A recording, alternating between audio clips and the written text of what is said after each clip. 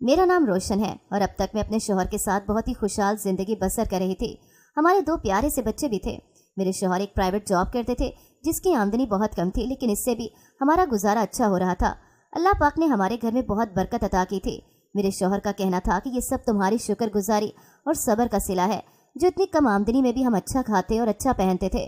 لیکن میرا یہ ماننا تھا کہ یہ میرا نہیں بلکہ میرے شوہر کا بخت تھا، جو ان کی تھوڑی کمائی میں بھی اتنی برکت تھی۔ میرے شوہر بہت نیک انسان تھے۔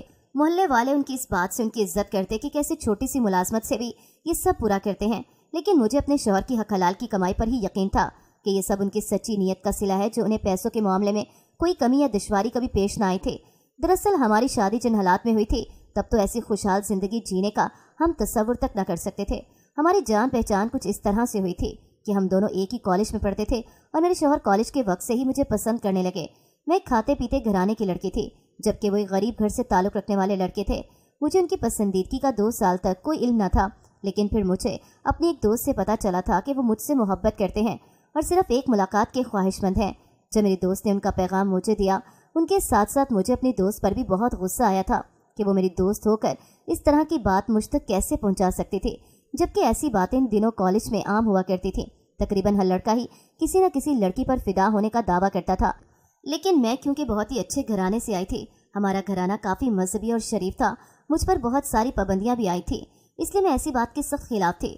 بڑی مشکل سے تو مجھے لڑکوں کے ساتھ کالج میں پڑھنے کی اجازت ملی تھی، اور پھر اس کے ساتھ ایسی حرکت کرنے کا میں سوچ بھی نہیں سکتی تھی۔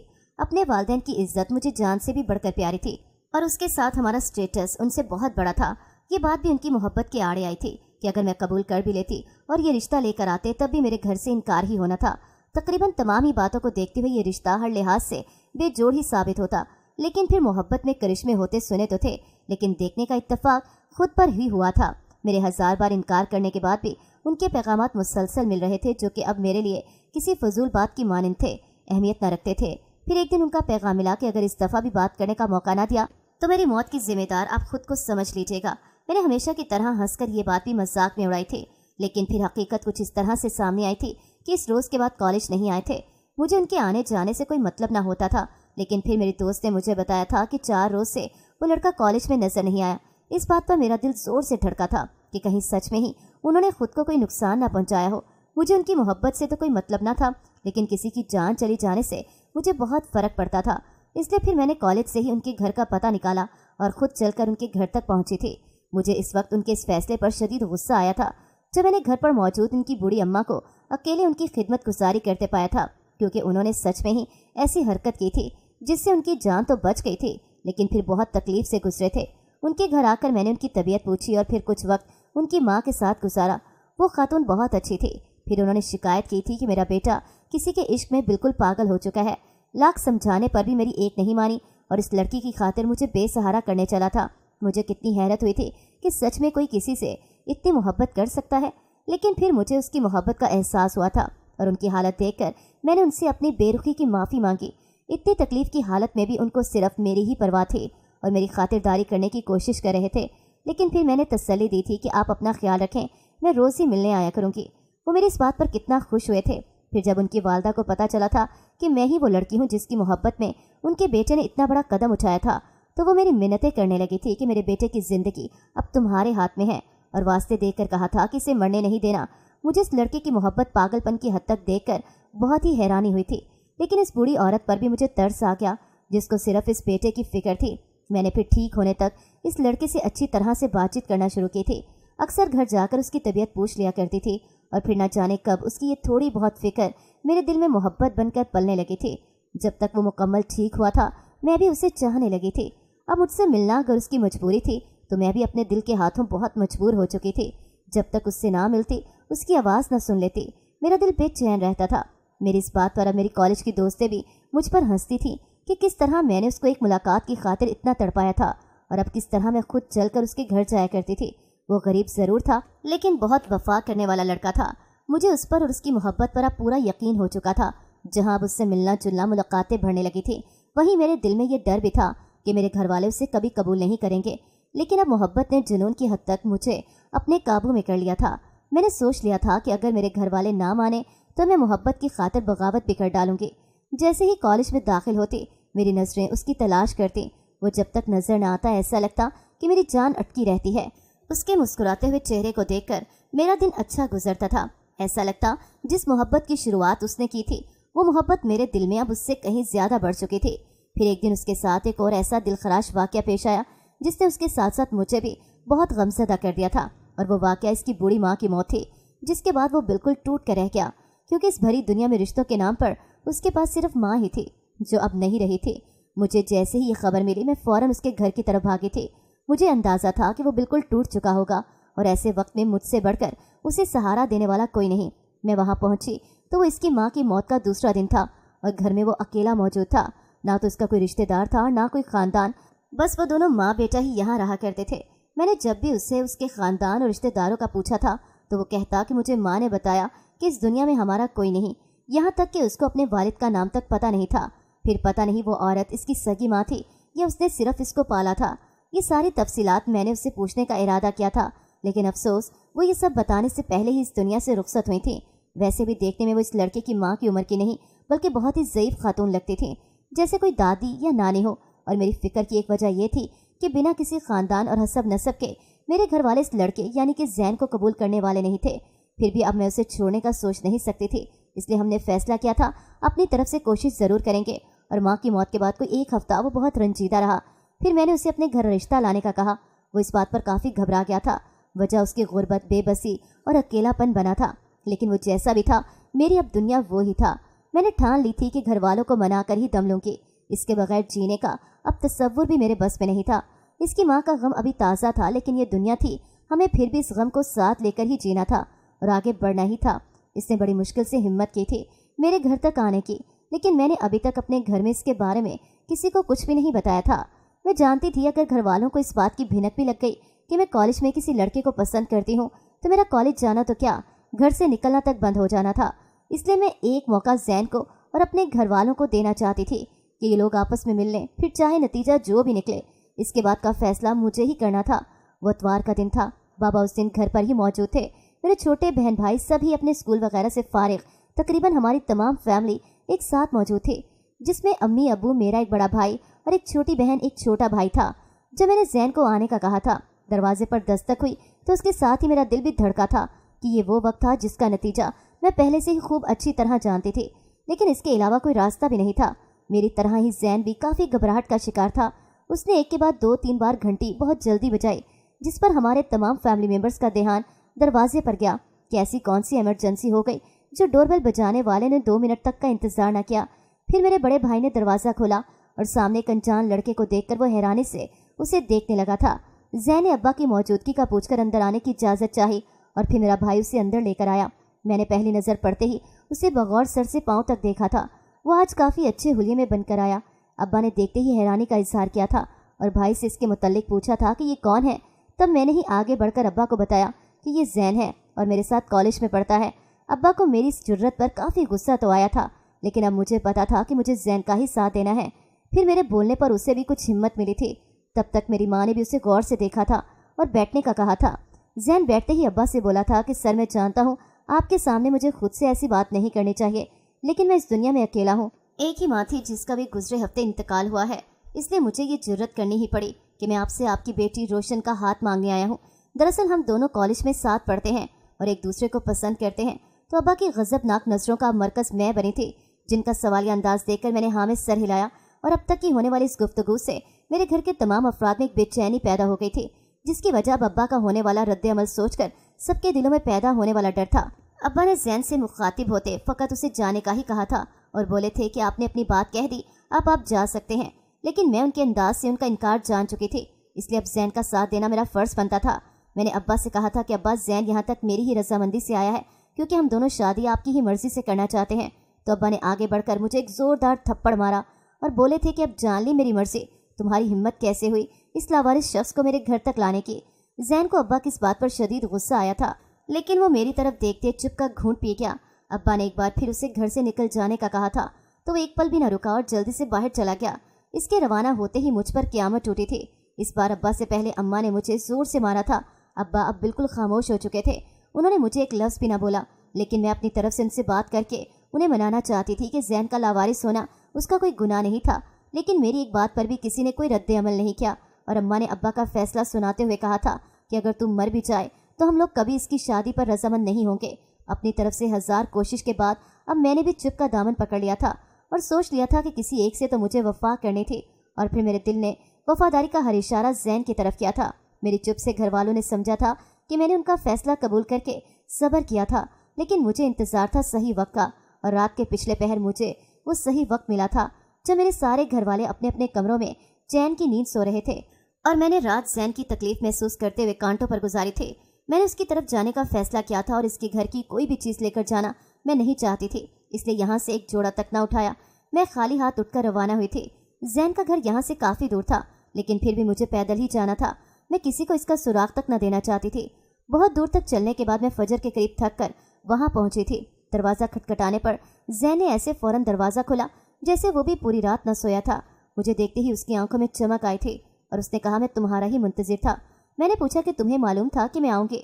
तो उसने कहा था कि तुम्हारी मोहब्बत पर इतना तो यकीन था कि इस हाल में तुम मुझे अकेला नहीं छोड़ोगे। फिर उसने कहा था कि अब हमें ये घर भी छोड़ना होगा, क्योंकि सुबह होते ही तुम्हारे घर वाले पहले पता मालूम करके मेरे घर ही पहुँचेंगे।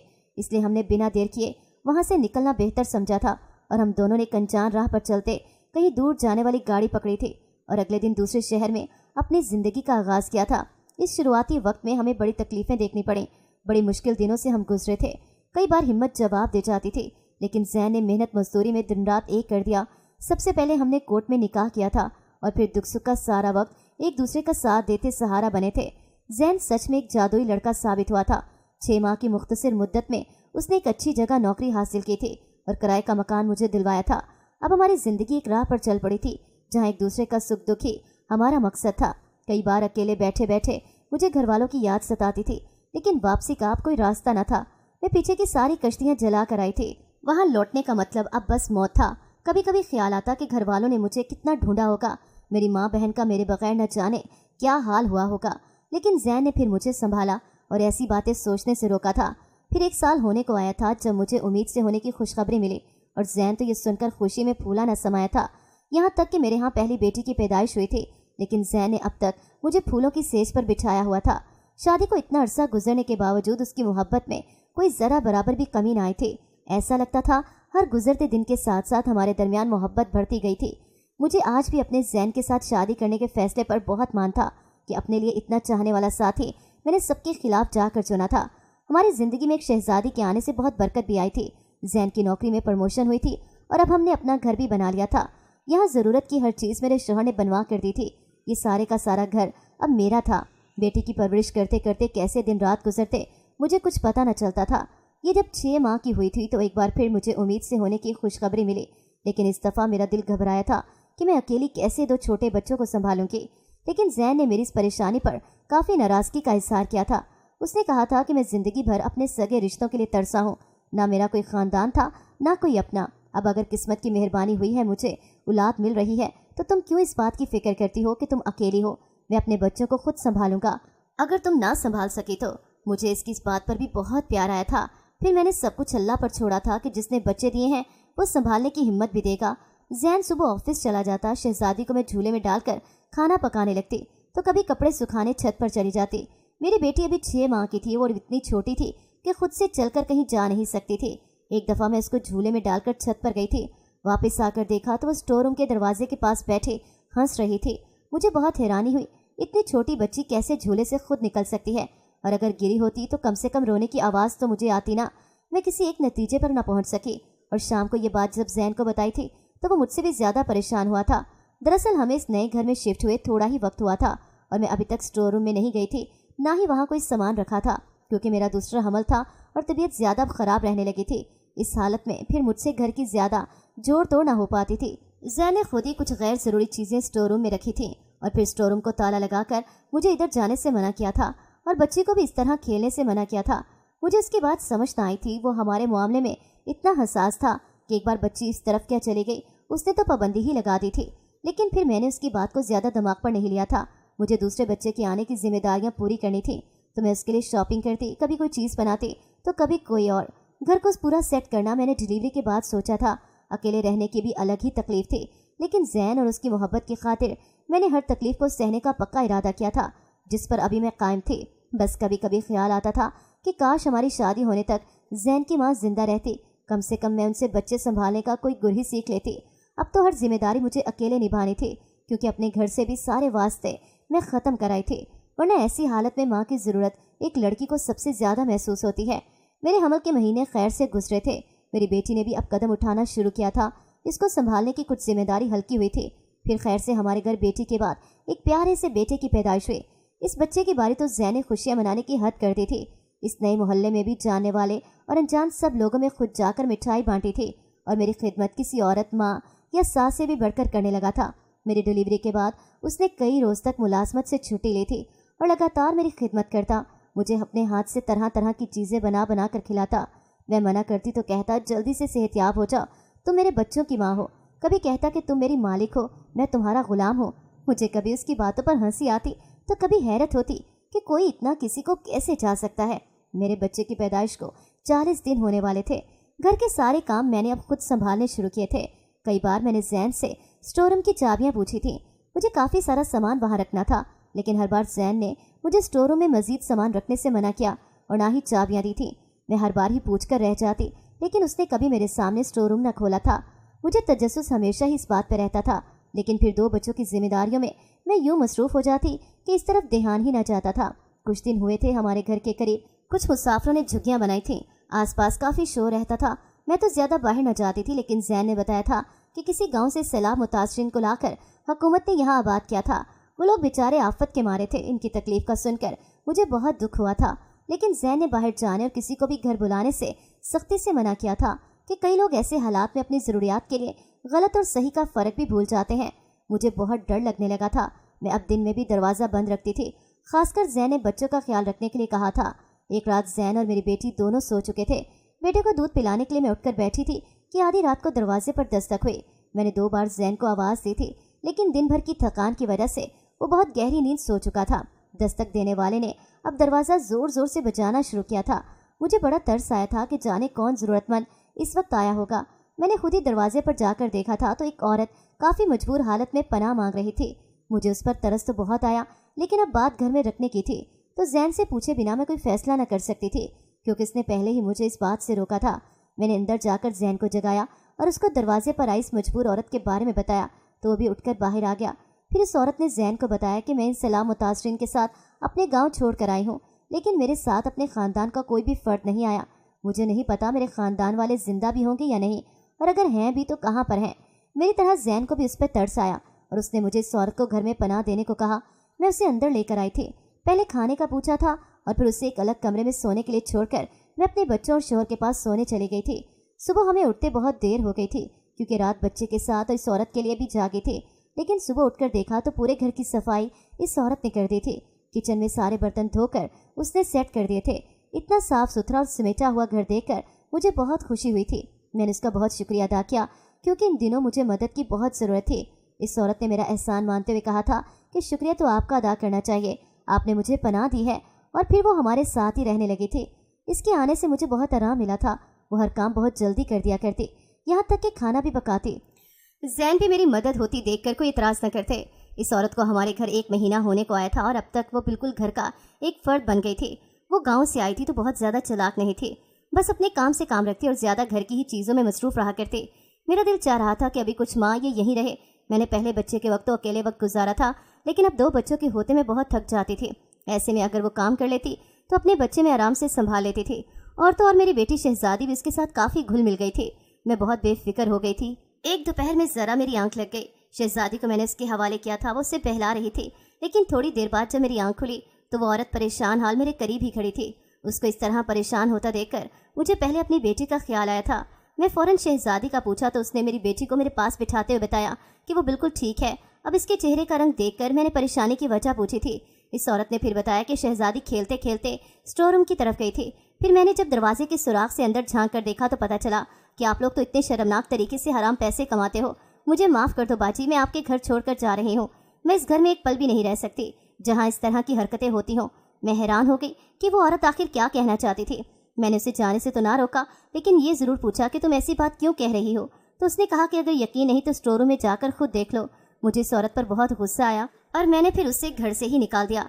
लेकिन स्टोर रूम के बारे में अब मेरा तजस्सुस बढ़ने लगा था, क्योंकि ये बात भी सच थी कि किसी न किसी बहाने से जैन ने भी हमेशा मुझे वहाँ जाने से रोका था। लेकिन फिर घर में अकेली होने की वजह से दोनों बच्चे साथ थे, तो मैंने स्टोर रूम का दरवाज़ा नहीं खोला। शाम को जैन जब वापस आया था तो उसने इस औरत के बारे में पूछा। मैंने झूठ बोला कि इसके घर वाले मिल गए हैं और इनके साथ चली गई, लेकिन इसकी कही हुई बात मैंने जैन से छुपाई थी, क्योंकि इसकी मैं खुद तस्दीक करना चाहती थी।